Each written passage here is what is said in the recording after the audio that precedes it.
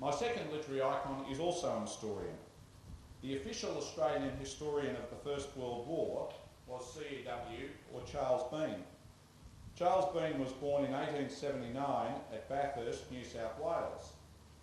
In 1914, he was selected as Australia's official war correspondent, narrowly beating Keith Murdoch, the father of Rupert Murdoch.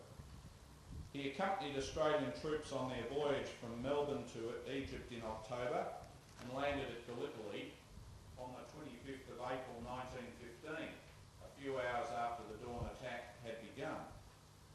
In August of that year, he was shot in the leg, but he stayed at Gallipoli throughout the campaign, continuing to send stories back to Australia. He had a rare sensitivity for the soldiers and what they had endured, noting of the evacuation from Gallipoli, for example, that the hardest thing for the men was leaving behind their dead mates. And he wrote, "The uppermost thought in the mind of every man I have spoken to was regret at leaving the little mountain cemeteries which every valley and hillside contains. For weeks past, at any time of the day, you saw small parties of men carefully lettering in the half-obliterated name of some comrade on a rough wooden cross, or carefully raking a mound and bordering it neatly with fuse caps from fallen shells. I noticed some chaplains sowing wattle and manuka on graves." On his return to Australia at the war's end, he set about writing and editing the series Official History of Australia in the War of 1914 to 18. This work, which took over 20 years to complete, is a mighty achievement. Together with his war journals and notebooks, the official history cemented Charles Bean's reputation as the most significant Australian witness to Gallipoli and the First World War. Bean's writings helped shape Australia's perceptions of the Great War and our role in it. Australian troops, like Canadians, had been used as shock troops, as cannon fodder by the British command wherever the line was most threatened or where there was a need to mount an attack. Bean told it like it was. He influenced Australian attitudes to war.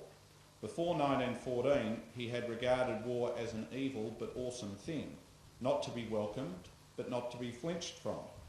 Looking back later, he saw that when politicians and the press asked a young man whether he was prepared to die for his country, that splendid question helped to blind civilised nations to the folly of warfare. He became an active member of the League of Nations Union, believing in the League as a guardian of peace. Bean was fascinated by the Australian character.